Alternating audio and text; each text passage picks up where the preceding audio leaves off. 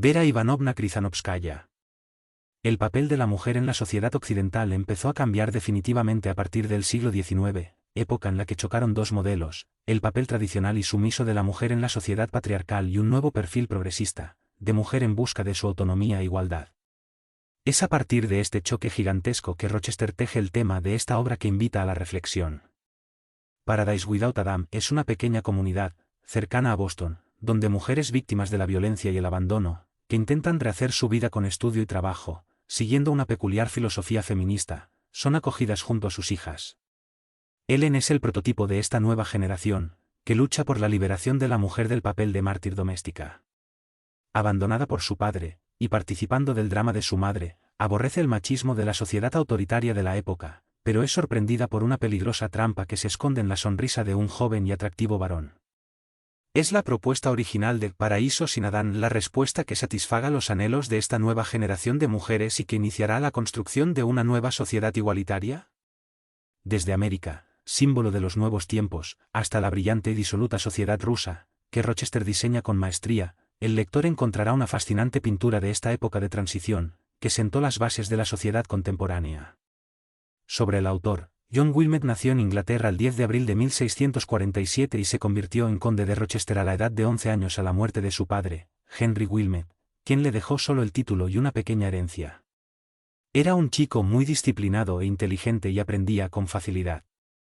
Fue un alumno ejemplar en la escuela primaria. Sus maestros lo clasificaron como un joven con promesa y destacaron su carácter virtuoso, siempre dispuesto a escuchar los consejos de sus mayores. En 1660, con 13 años, fue a Oxford a estudiar en el Wadham College, de donde salió con el título de Master of Arts, partiendo de viaje a Francia e Italia. Tenía todas las cualidades necesarias para destacarse en la sociedad de su época.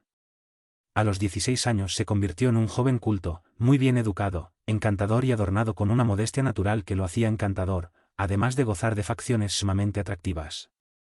Pero a los 17 años ya estaba envuelto en las intrigas de la corte del rey Carlos II, de quien se había convertido en hombre de confianza.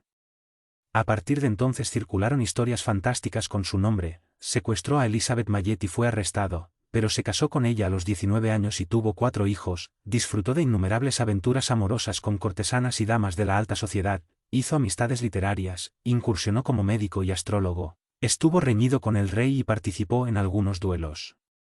Rochester sentía un enorme odio por la frívola sociedad inglesa, ya que detestaba la inmoralidad en los demás, pero se permitía todas las locuras.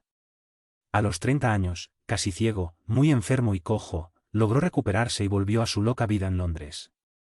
A los 33 años, después de disfrutar de todas las pasiones desenfrenadas, ya moribundo, llamó a un sacerdote y comenzó su última aventura, la búsqueda de Dios. En ese testamento espiritual, Rochester registró su arrepentimiento y pesar por el tiempo perdido con indecibles locuras y declaró quién, desde lo más profundo de su alma, aborrecía todo el curso de su desenfrenada existencia. Al final de la vida. Conde de Rochester, hace más de 300 años, ya demostró intuición de la idea de la reencarnación, cuando dijo, lo más seguro es que el alma vuelve a empezar, y que el recuerdo de lo que hizo en este cuerpo, registrado en los dibujos del cerebro, tan pronto como es desalojado, desaparece, y el alma es llevada a algún nuevo estado para iniciar un nuevo ciclo. De regreso a la patria espiritual, Rochester decide enviar, a través de la medium rusa Vera Krizanovskaya, mensajes de que el espíritu sobrevive y se reencarna tantas veces como sea necesario para su reajuste kármico y de acuerdo a las leyes de Dios, presentando a los lectores hermosas historias de intimidad. Reforma en el ser encarnado. Victoria Harrison era una joven estadounidense que se enamoró de un extranjero, el conde Artemiev, y se convirtió en su esposa, incluso en contra de la voluntad de su tutor, creyendo que el matrimonio le traería una vida de paz y amor. En su inocencia infantil, no podría haber imaginado la terrible soledad y las penurias que la esperaban. El vértice del abandono marital culminó con el regreso del conde a su patria, la fría Rusia, dejándola sola y desamparada, con una pequeña hija, su única felicidad, fruto y recuerdo de su amor por Artemiev. Este inesperado abandono llevó a Victoria a buscar ayuda en la comunidad Paraíso Semadao, una institución filantrópica creada para albergar a mujeres víctimas de maltrato en matrimonios fallidos. En este albergue, en un ambiente de aislamiento, mujeres y niñas abandonadas se dedicaron al desarrollo intelectual y al aprendizaje de oficios encaminados a la autosuficiencia, buscando en el trabajo el remedio para aliviar las heridas del alma, y aprendiendo que podían ser independientes de las humillaciones, impuesto por el matrimonio y el yugo masculino. Después de la muerte de Vittoria, Ellen permaneció en el albergue, donde pasó toda su infancia y adolescencia en un ambiente de completa aversión al género masculino, creando así dos objetivos principales para su vida: el primero, dedicarse en cuerpo y alma a la lucha feminista. Movimiento de su comunidad, de la que se había convertido en una ferviente defensora y predicadora; el segundo, para encontrar a su padre y vengarse de las privaciones y angustias por las que había pasado su madre, que terminaron por agotar su salud, llevándola a la muerte. Pero la bella y orgullosa Ellen no se imaginaba que, en una de sus viajes a Europa, el destino, esa extraña y sabia fuerza que nos conduce al ajuste kármico, pudo poner en su camino dos grandes pruebas: el reencuentro con su padre y la lucha contra el amor ardiente del barón Ravensburg, quien encarnó las peores facetas de su vida varón. ¿Sería capaz Ellen de perdonar a su padre, o mantendría el viejo plan de venganza contra quien cobardemente la abandonó en la infancia? ¿Tendría la fuerza suficiente para permanecer fiel a las causas que defendía, o se entregaría al amor de la joven y atractiva varón, aun sabiendo las consecuencias que tal unión conyugal podría traer para su futuro? Una vez más, Rochester sorprende al lector sacando a la luz un tema delicado para la sociedad del entonces siglo XIX, el feminismo. Con su característico estilo y su sagaz creatividad, el autor nos conducirá a otra formidable historia, psicografiada por la medium rusa Vera Ivanovna Krizanovskaya. Capítulo 1. Clara, ¿estás por aquí? ¿Y tú, Victoria, cómo terminaste en Boston? Imaginé que estaba en Nueva York o regresado a Rusia. Con estas palabras, dos señoras se encontraron en la puerta de una tienda. Se dieron la mano y luego la llamada Victoria respondió con un suspiro: he estado viviendo en Boston por más de 4 años. Terribles circunstancias me trajeron aquí. ¿Y tú, Clara, veo que estás de luto o viudo? Recuerda, cuando salimos del internado. Éramos felices, despreocupados y esperanzados. Nunca podríamos imaginar que 12 años después nuestras vidas estarían completamente destrozadas. Así es. En tu rostro, Vittoria, se ve que la vida no te ha perdonado. Bueno, Clara, aprovechemos este feliz encuentro y vámonos a mi casa. Quiero presentarles a mi hija, Ellen. Allí podemos hablar más libremente. Gracias y acepta la invitación. Simplemente no puedo ir ahora, porque necesito hacer algunas compras para la comunidad de la que soy parte. ¿Pero cómo? ¿No vives en tu propia casa? No, mi amado esposo me dejó en una situación tan maravillosa, que habría sucumbido con 3 hijos, de no haber sido por la sociedad, paraíso sin Adán. No me digas que nunca has oído hablar de ella. Esta comunidad es muy conocida en Boston. Por supuesto. Ahora recuerdo que el Dr. Wilson me habló de esta institución. Sin embargo, en sus palabras, esta comunidad es solo un sector anexo a un manicomio. Una sonrisa desdeñosa apareció en el rostro de Clara. El realmente debe considerar que la creación de un paraíso inmaculado por parte de Adán es una locura.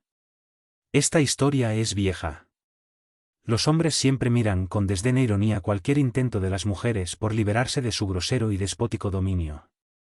Nuestro hospicio tiene como objetivo no solo albergar a las víctimas de matrimonios desastrosos, sino, principalmente, educar a las niñas para hacerlas independientes en la vida y ajenas a los sueños perniciosos del amor y el matrimonio.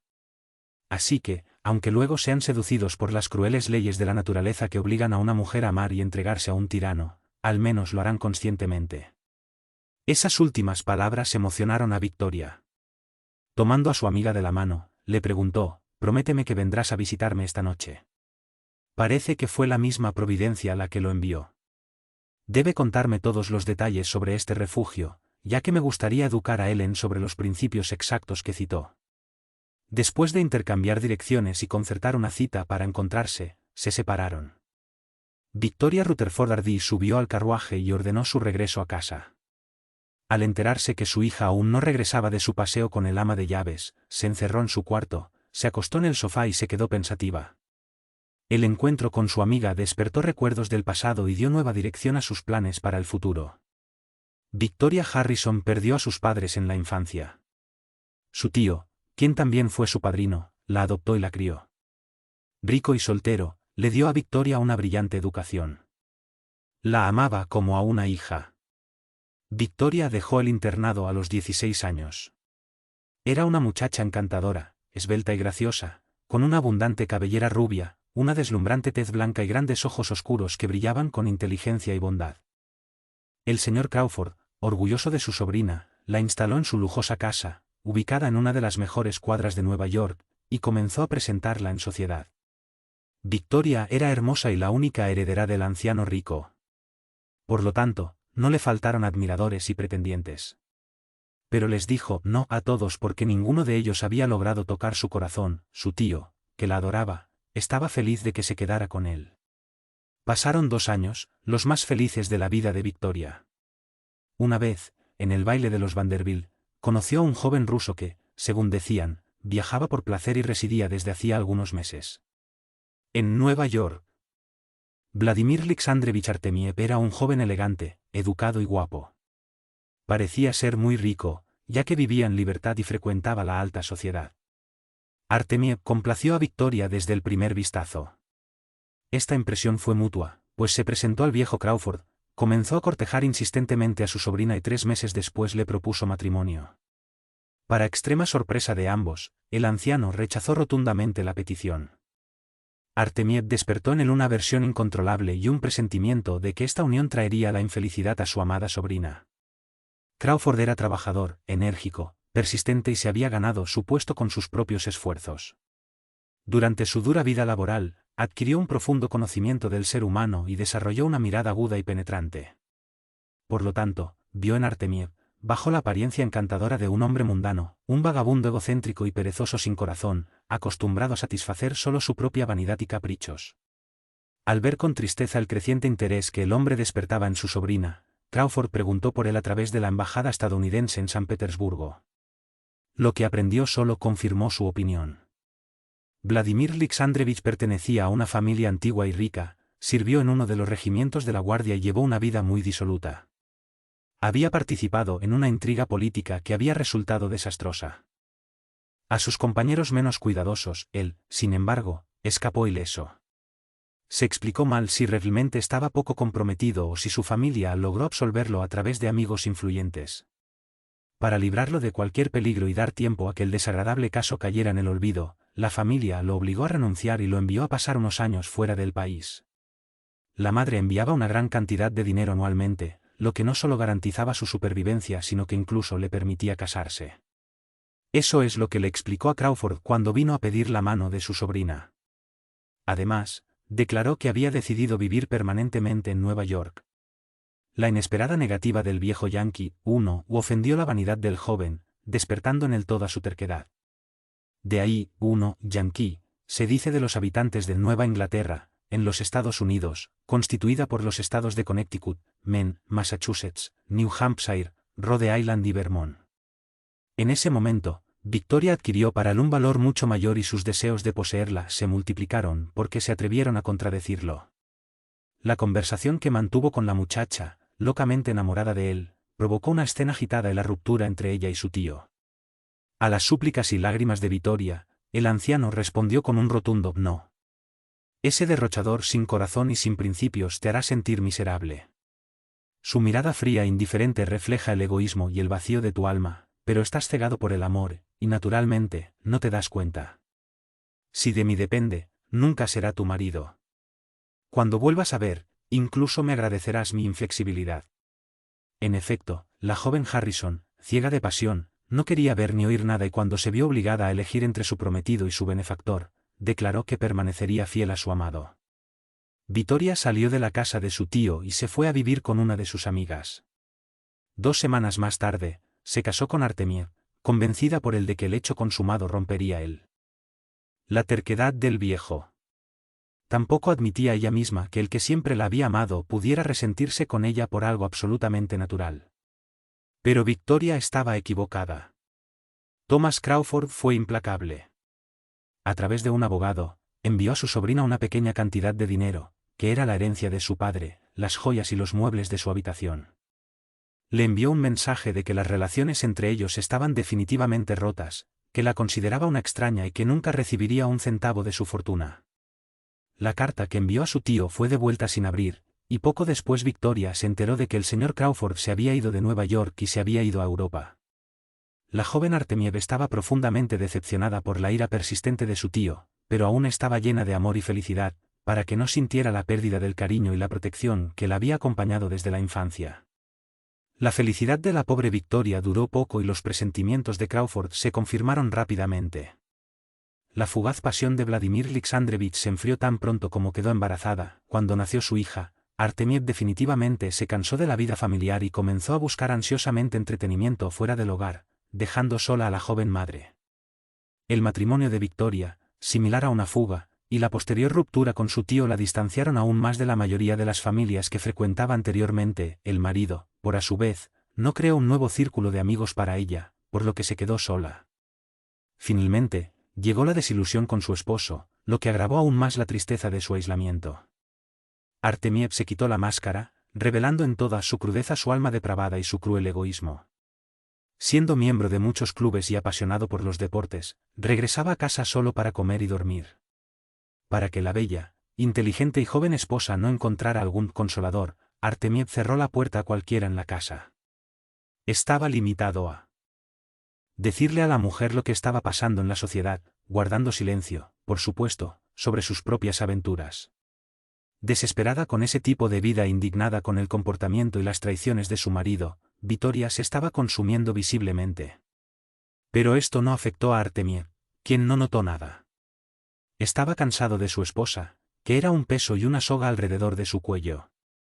Solo tenía afecto por la pequeña Helen, que lo atraía por su belleza y su precoz inteligencia, incluso la acariciaba de vez en cuando.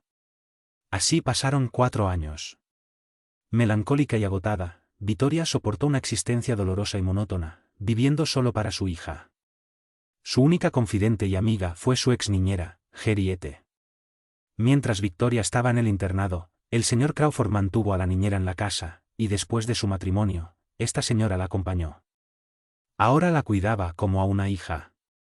Si no fuera por esa alma entregada, Victoria no habría sabido administrar la casa de acuerdo con las exigencias de su marido, que le dio una cantidad de dinero tan mísera. En ese momento, Artemiev recibió una carta que lo preocupó mucho. Su madre escribió que un tío había muerto dejándole una gran herencia y que debía apresurarse a tomar posesión de ella. Aún tendrás una carrera brillante.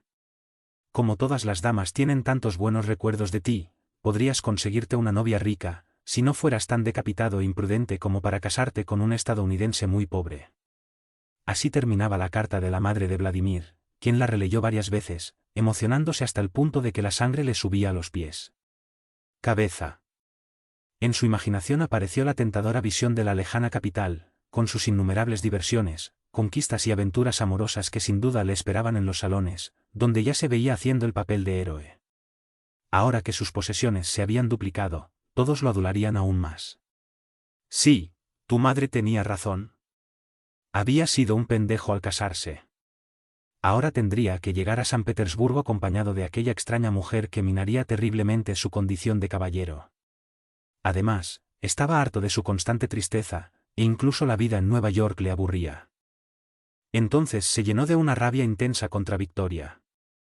Ese imbécil vacío y romántico que se aferra a mí y arruina mi vida, murmuró enojado. De repente, tuvo una idea brillante. ¿Por qué debería arrastrar a su esposa a San Petersburgo con él? Sería aún más natural que partiera solo a Rusia para tomar posesión de la herencia, restablecer contactos, conseguir el puesto prometido y, finalmente, construir su hogar. Solo 6 o 7 meses después, o como mucho un año, se llevaría a su mujer y a su hija. Pero por el momento, hasta que se arreglaran sus importantes y complicados asuntos, era necesario ir solo para que nada interfiriera. Así, decidido, Artemiev respiró aliviado, reprimiendo algunos remordimientos de conciencia y comenzó a prepararse activamente para el viaje. Primero, le escribió a su madre diciéndole que llegaría solo, pidiéndole que le enviara una considerable suma de dinero para pagar supuestas deudas. Al principio, tenía la intención de dar este dinero a su esposa, pero cuando lo recibió, pensó que era mejor dejar la mayor parte a una de sus amantes, como regalo de despedida. Victoria bien podría reducir un poco sus gastos, porque, de todos modos, ella no recibe a nadie. Además, todavía tiene el dinero que le dio el viejo Crawford, se justificó. No sabía que el poco capital se había gastado hace mucho tiempo en los gastos personales de Victoria y su hija. De hecho, incluso si lo hicieras, no te molestaría. Desde el momento en que supo de la partida de su marido, Vittoria cayó en una oscura desesperación. El corazón le susurró que Artemiev la dejó por mucho tiempo, tal vez para siempre. La sospecha de que la persona por la que había sacrificado todo, incluido su benefactor, la abandonaría a ella y al niño como una carga inútil, torturaba su alma con un sentimiento inexplicable pero intenso.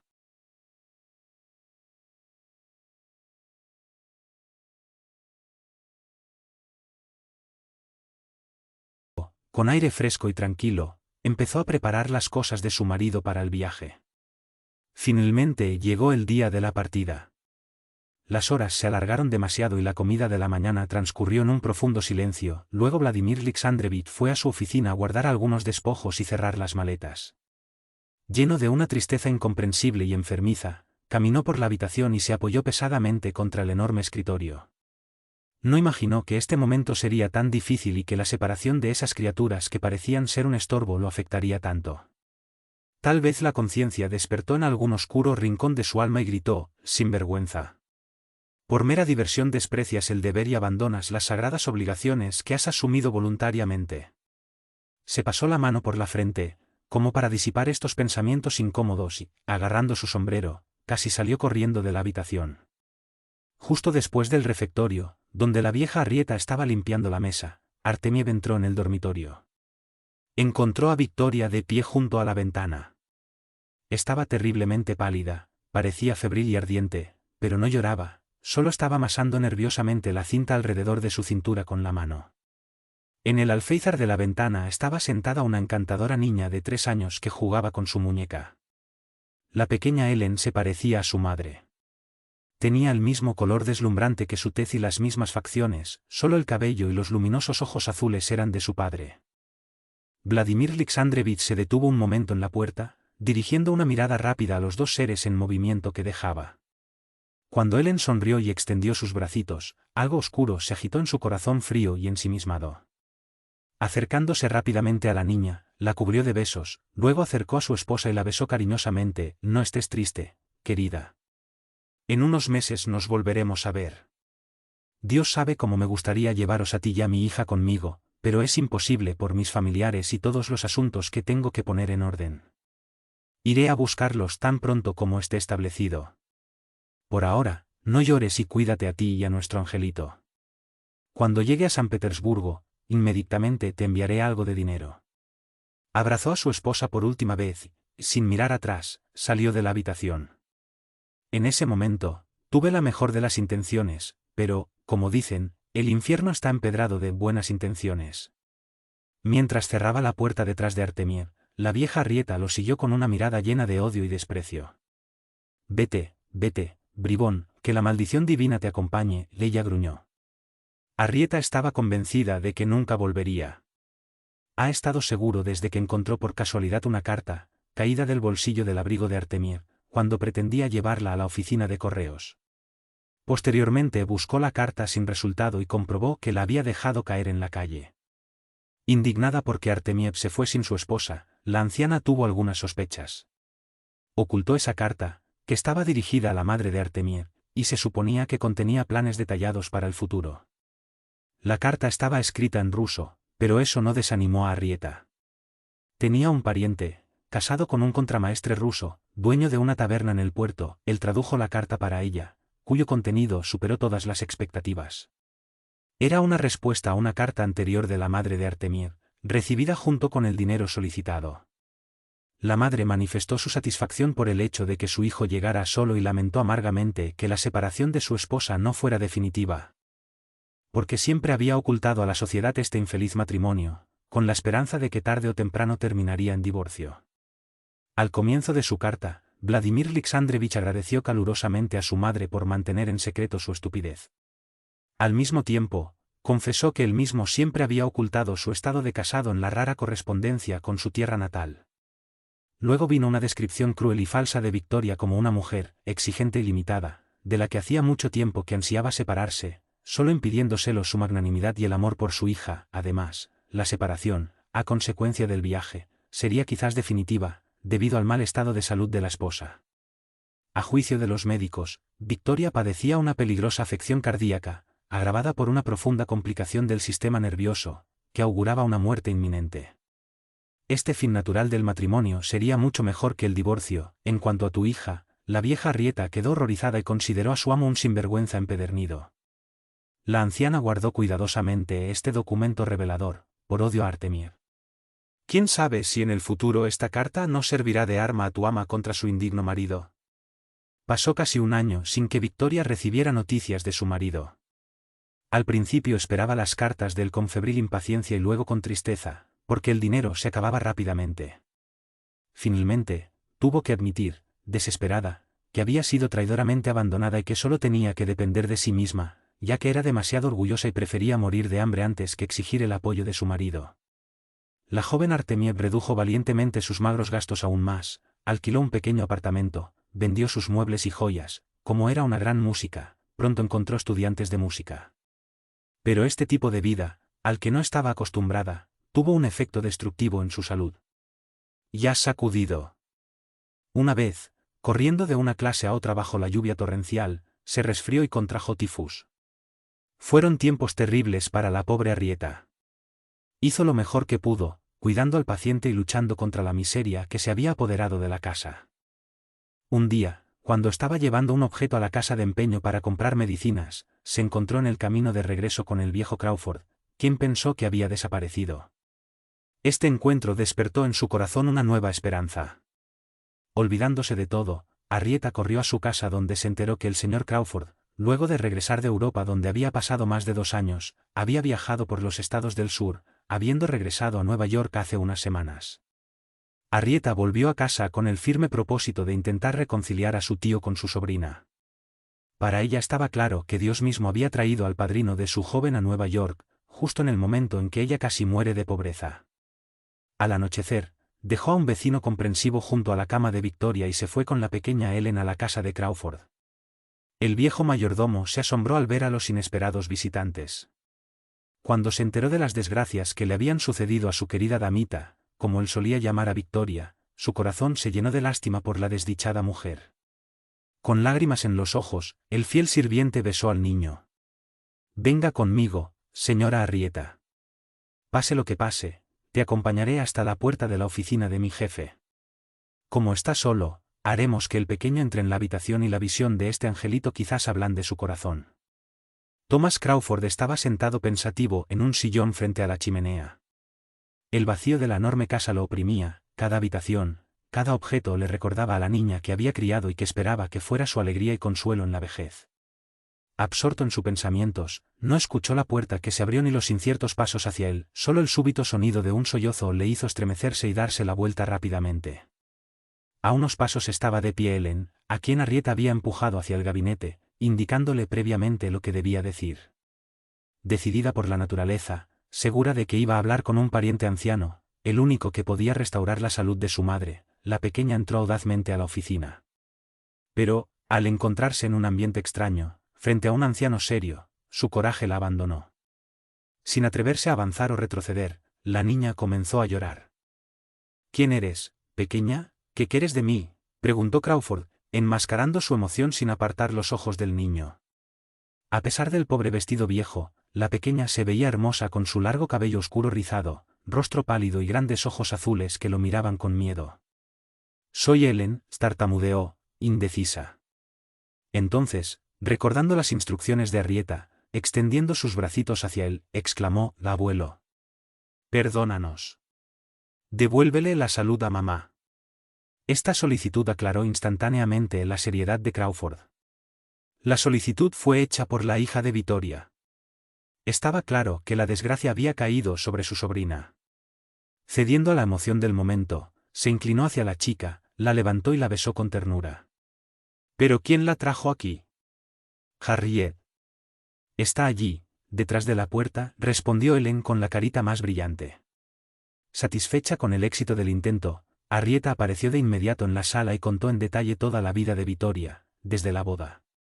Cuando Crawford supo cómo su sobrina había sido vergonzosamente abandonada, se puso furioso. «Ese bribón inútil, tramposo, gracias a Dios que se fue y nunca volverá aquí», gruñó, golpeando la mesa con el puño. «Perdono a la pobre Victoria, ella ya ha sido severamente castigada por su propia ceguera».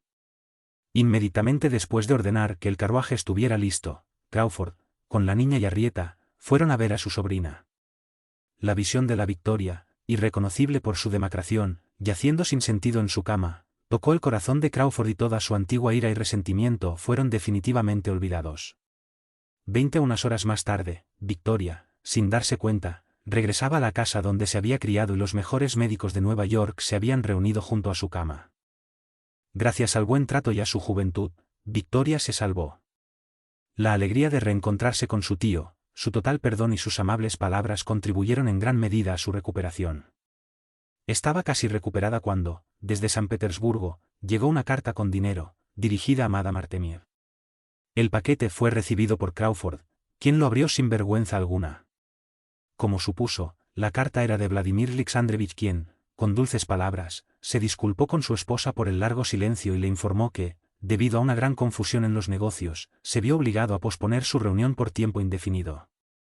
Así que le pedí que esperara un poco más, prometiéndole enviar más dinero pronto. Después de leer la carta, Crawford sonrió irónicamente. Queriendo saber la verdad sobre la situación y la forma de vida de Artemiev, decidió enviar a una persona de confianza a Rusia para recopilar información detallada sobre él. El enviado, su antiguo tesorero, viajó armado con cartas de recomendación e instrucciones detalladas. Cumplió bien su misión, y a su regreso, informó a Crawford de todos los detalles de la vida de Vladimir Alexandrovich. Vivía a su antojo en San Petersburgo, con la cocote estadounidense Charlotte Simpson, a la que había traído de Nueva York y seguía apoyando. Ocupó una posición destacada y bien pagada, tenía reputación de soltero y tuvo éxito tanto en la alta como en la baja sociedad. Crawford tomó esta información con desdén. Esa misma noche, le ordenó a Arrieta que escribiera una carta, en la que le comunicaba a Artemiev que Victoria, obligada a dar clases para poder sobrevivir, había muerto de tifus. La pequeña Helen, contaminada por él, a los pocos días siguió a su madre al tumba. Como resultado, Arrieta le devolvió a Vladimir Alexandrovich el dinero que le había enviado a su esposa. Al día siguiente, la carta y el dinero fueron enviados a San Petersburgo. Arrieta le juró a Crawford que lo mantendría en secreto mientras él lo considerara necesario. Mientras tanto, Victoria se recuperó físicamente, pero su espíritu seguía enfermo. A pesar de la alegría de reconciliarse con su tío, todavía estaba distante, débil y extremadamente nerviosa. Crawford llegó a la conclusión de que la herida de su alma aún no cicatrizaba y decidió instalar a su sobrina en un nuevo entorno, donde nada le recordaría al desvergonzado que la había abandonado a traición. El enérgico yanqui nunca dejó las decisiones en el cajón y tan pronto como su plan finalmente maduró, llamó a su sobrina a su oficina para hablar. Por primera vez, Crawford le habló del pasado y le contó en detalle toda la culpa de Artemiev contra su esposa e hija, también relató la llegada del dinero y la información que había recibido de San Petersburgo así como su decisión de declarar muertas a Victoria y su hija. Quizás me equivoqué al no consultarle al respecto, añadió el anciano, pero pretendía separarla de una vez por todas de ese desgraciado que, al parecer, se alegraba de librarse tan cómodamente de este terror de juventud. Deben haber pasado 4 meses desde que recibió la noticia de su supuesta muerte. A pesar de ello, no escribió, no pidió detalles, ni siquiera exigió el certificado de defunción. Eso solo sería suficiente para entender cuánto vale, pero tengo aquí un documento escrito por él personalmente. Espero que esto acabe con tus ilusiones de una vez por todas. Entonces Crawford le dio a su sobrina la carta que Arrieta había escondido. Victoria estaba terriblemente pálida, apretando los labios, escuchaba a su tío sin interrumpir. Sin decir una palabra, leyó la traducción de la carta de su marido. Solo el temblor de sus manos y el brillo febril de sus ojos revelaban su emoción. Después de un largo silencio, Victoria tomó la mano del anciano y se la llevó a los labios. Tío Tom, gracias por todo. Yo mismo haría lo mismo. Ahora me alegro de que nunca pueda quitarme a Helen. Estamos muertos para él. Sin duda. Pero no olvide que la precaución es la madre de la seguridad. Para evitar cualquier imprevisto, creo que deberías desaparecer por completo. Entonces, Crawford reveló su plan, que Victoria aceptó sin reservas. Sir Thomas vendería todas sus propiedades en Nueva York y se mudaría a Boston. Victoria recibiría el apellido de su abuela materna, Rutherford Hardy. Por lo tanto, definitivamente rompería con el pasado y viviría solo para su hija y su tío. Pasaron 3 años cuando, de repente, una nueva desgracia sobrevino a la pobre Victoria.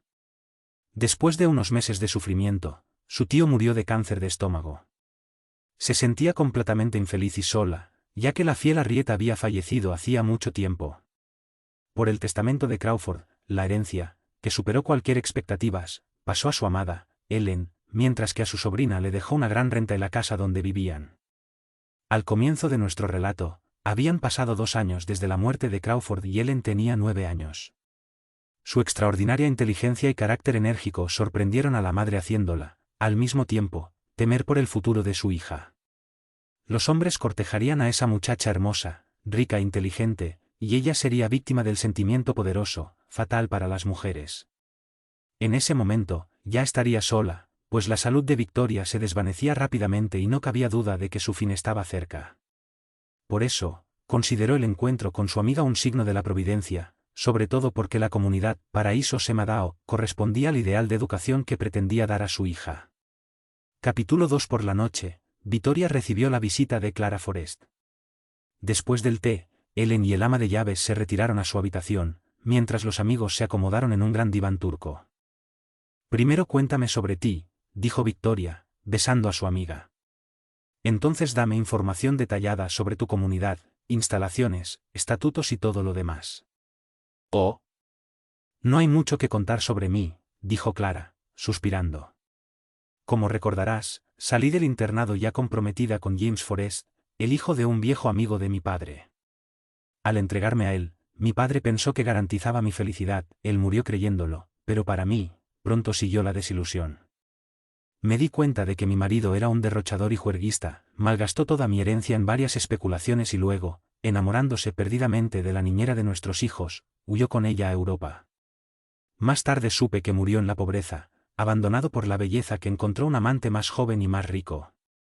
Al estar solo, sin recursos para sobrevivir y con 4 hijos que criar, pensé que me iba a volver loca. Fue particularmente doloroso cuando mi único hijo murió de difteria. Realmente, no sé qué pasaría si la casualidad, o más bien Dios, no pusiera en mi camino a la señora Oliver, directora de la comunidad a la que ahora pertenezco. Ella me dio la bienvenida a mí y a mis 3 hijas. Ahora están recibiendo una educación buena y sensata en la escuela donde trabajo como inspector. Cuénteme en detalle el propósito y los fundamentos de su comunidad. Puedo explicar lo que quieras. Nuestra sociedad era fundada hace 15 años, por alguien que sufrió el mismo desastre matrimonial que tú y yo. Una mujer rica, solitaria, sin hijos, poseída de una energía extraordinaria, dedicó su vida y sus posesiones a esta empresa. Dios bendijo su iniciativa, ya que el movimiento ha ido creciendo más allá de las expectativas. Actualmente la comunidad es apoyada enteramente por grandes donaciones. Cuando me visitas, puedes juzgar por ti mismo. Nuestro estatuto, en resumen, es el siguiente: la comunidad acoge a las mujeres deshonradas del matrimonio, tantas como pueda alimentar, así como a sus hijos, si los tienen. Se admiten mujeres sin distinción de clase social y cada una de ellas contribuye a la comunidad, en la medida de sus fuerzas y capacidades. Las mujeres económicamente independientes, que se integran definitivamente a la comunidad, pagan su manutención y donan una cierta cantidad a la institución, según acuerdo previo. Esta donación se aplica al mantenimiento del orfanato y de los indigentes, ya que también albergamos a huérfanos y niñas abandonadas. ¿En qué se convierten sus alumnos en el futuro?, preguntó Victoria, que escuchaba atenta. Cada niña aprende un oficio que puede apoyarla y hacerla independiente. Tratamos de formar el carácter, desarrollar la energía de los estudiantes y destruir las peligrosas ilusiones sobre el amor y la felicidad conyugal. Cada uno de ellos debe estar preparado para la vida. De esa manera, si tienes un matrimonio infeliz, no estarás a merced de tu esposo. Todo lo que me estás diciendo me hace querer mudarme contigo. Lo entenderás cuando te cuente mi vida. Entonces, Victoria le dijo a su amiga lo que el lector ya sabe. Temo por el futuro de Ellen, agregó. Mi salud está fallando y cualquier ataque al corazón podría enviarme repentinamente a la tumba. Esto significa que pronto estará sola. Me estremezco al pensar qué le sucederá a mi hija cuando ella, hermosa, rica y atractiva, se encuentre sola entre gente extraña. En su comunidad estaría segura y recibiría una educación sensata. Dime, ¿cuáles son los trámites para la admisión? Ven a visitarnos alguna vez, mi pobre Victoria, y te presentaré a la señora Oliver. Sí, después de visitar la comunidad, insiste en quedarse, puede discutir su admisión con ellos. Nuestra directora es una mujer de clase alta, muy inteligente y experimentada. En el pasado fue muy infeliz, por lo que siente pena por todos los sufrientes que se reunían bajo el techo de la comunidad hospitalaria, que evolucionó mucho bajo su administración. En un futuro cercano, planeamos construir refugios similares en varias ciudades de los Estados Unidos. Después de discutir algunos detalles más, los amigos decidieron que Victoria visitaría la institución al día siguiente. Se apoderó de ella una impaciencia febril y se quedó toda la noche en cama pensando en su nuevo proyecto. Cuanto más pensaba en ello, más le gustaba.